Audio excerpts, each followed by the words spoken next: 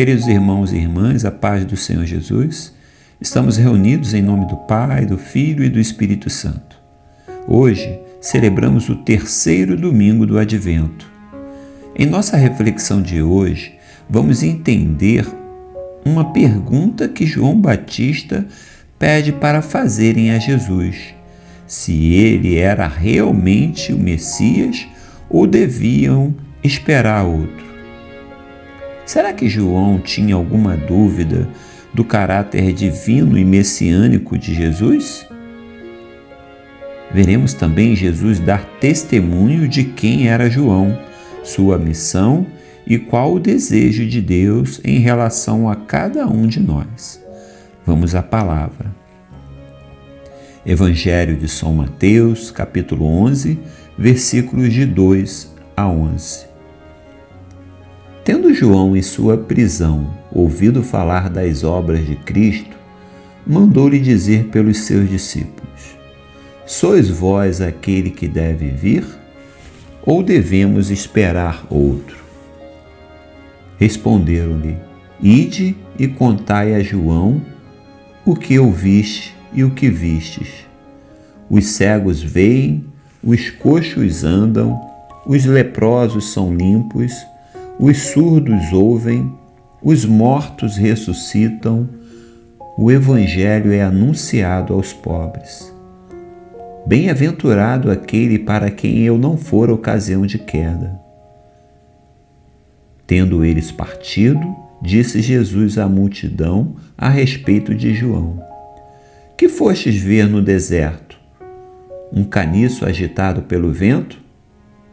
Que fostes ver então? Um homem vestido com roupas luxuosas? Mas os que estão revestidos de tais roupas vivem nos palácios dos reis. Então, por que foste para lá? Para ver um profeta? Sim, digo-vos eu, mais que um profeta. É dele que está escrito: eis que eu envio meu mensageiro diante de ti para te preparar o caminho. Em verdade vos digo, entre os filhos das mulheres não surgiu outro maior que João Batista. No entanto, o menor no reino dos céus é maior do que ele. Palavra da salvação, glória a vós, Senhor. Queridos irmãos e irmãs, João estava preso. Sua pergunta parece transparecer que ele tinha a dúvida se Jesus era realmente o Messias esperado. Olha, primeiramente devemos entender as condições em que João se encontrava ao fazer essa pergunta. És tu aquele que há de vir, ou devemos esperar um outro?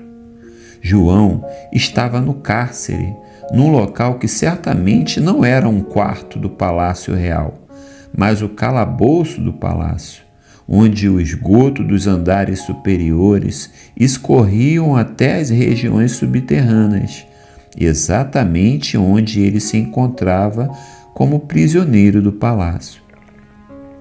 E segundo, é evidente que João não duvidou do caráter divino e messiânico de Jesus.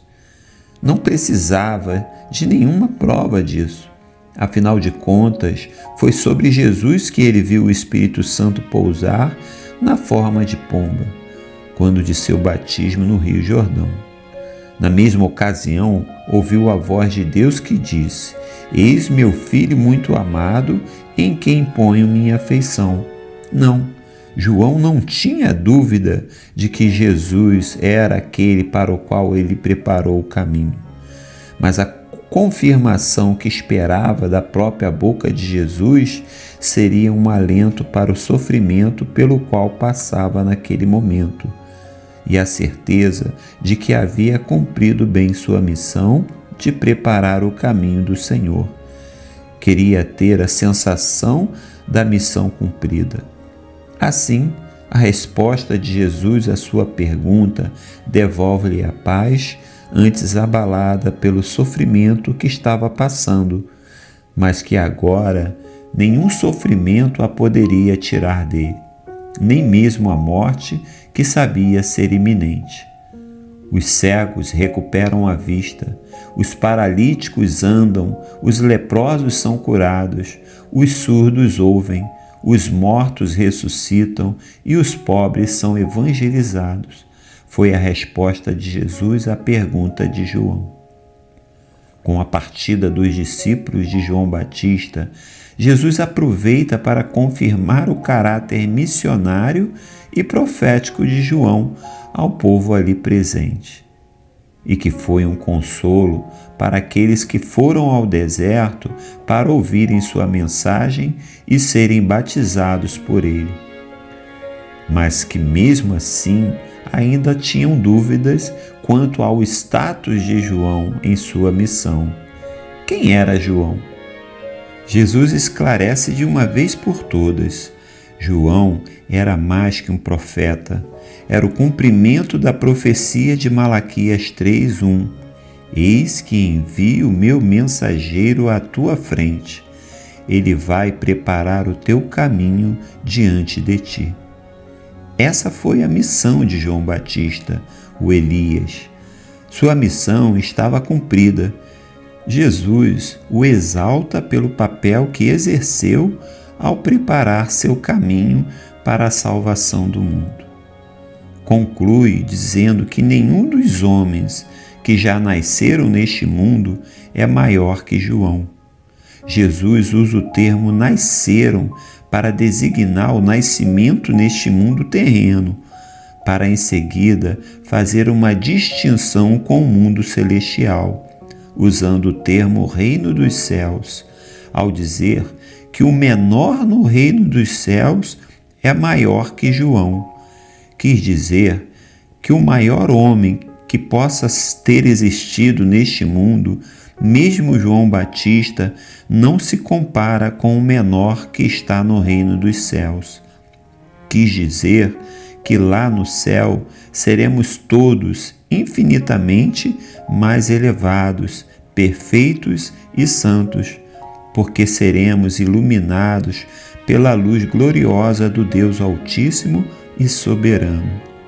Quis dizer que João é menor porque ainda estava em vida neste mundo terreno, mas que quando entrasse na glória do reino dos céus, seria muito superior e mais perfeito do que já era nesse mundo, e que receberia de Deus a recompensa pela missão que realizou no mundo.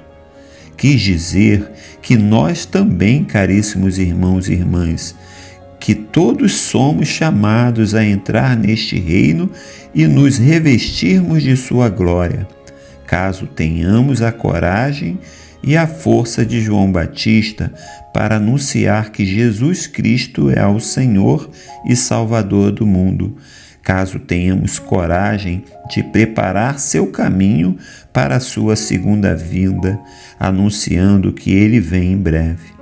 Caríssimos, é essa postura que Deus vem nos pedir hoje, para que além de nós mesmos estarmos preparados para seu retorno, anunciando que Jesus vem em breve, anunciarmos também que sua volta trará uma recompensa aos que crerem, a de podermos viver no reino celestial com ele eternamente, perfeitos e santos.